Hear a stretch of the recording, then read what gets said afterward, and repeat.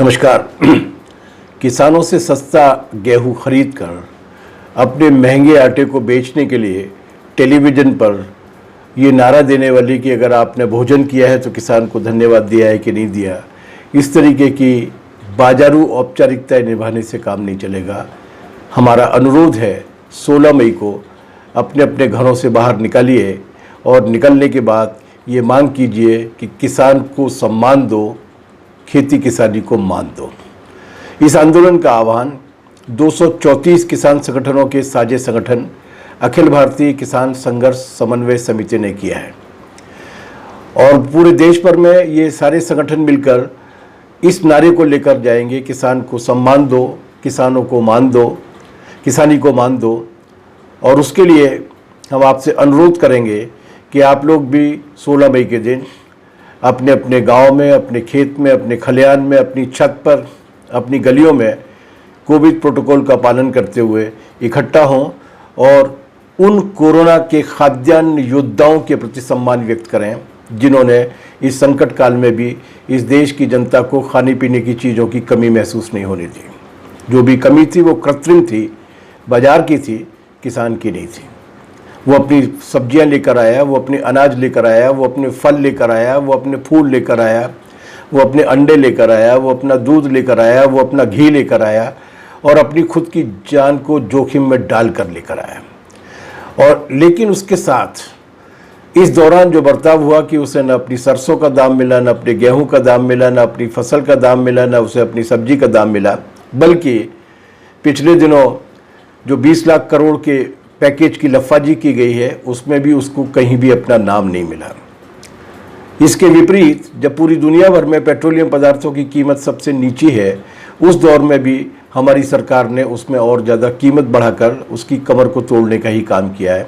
इसलिए 16 मई के दिन किसान को सम्मान दो, किसानी को मान दो की मांग करते हुए हमें ये मांग करनी है कि जितने भी किसान परिवार हैं, देहाती परिवार हैं, उनको लॉकडाउन से नुकसान हुआ है, उन्हें 10,000 रुपये की तत्काल आर्थिक सहायता दी जाए।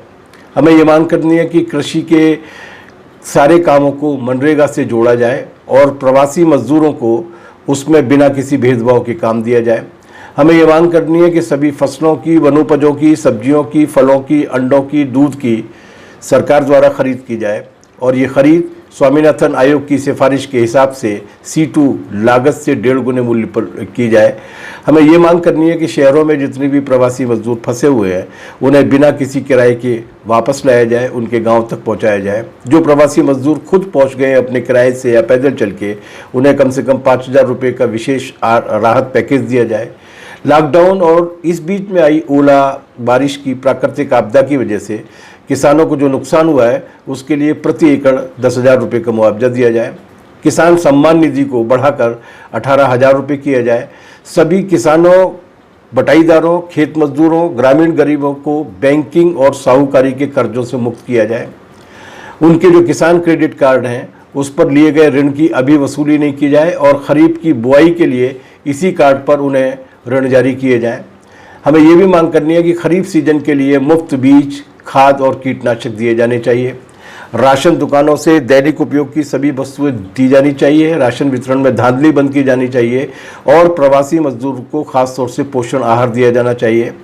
16 मई के दिन हमें ये भी मांग करनी है कि कोरोना महामारी से लड़ने के लिए और आम जनता को आर्थिक मदद देने के लिए और किसानों की इन मांगों को पूरा करने के लिए पैसा कहाँ से आएगा।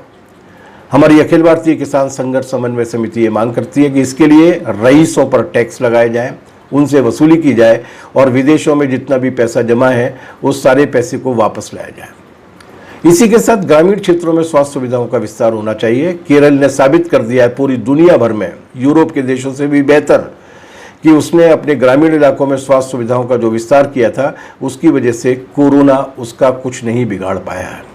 इसी के साथ 16 मई के दिन हम ये भी मांग करेंगे कि डीजल की कीमत में कम से कम 22 रुपये प्रति लीटर की कमी की जानी चाहिए। आइए इस दिन विरोध कार्रवाइयों में भाग लीजिए, किसान को सम्मान दीजिए, खेती किसानी को मान दीजिए।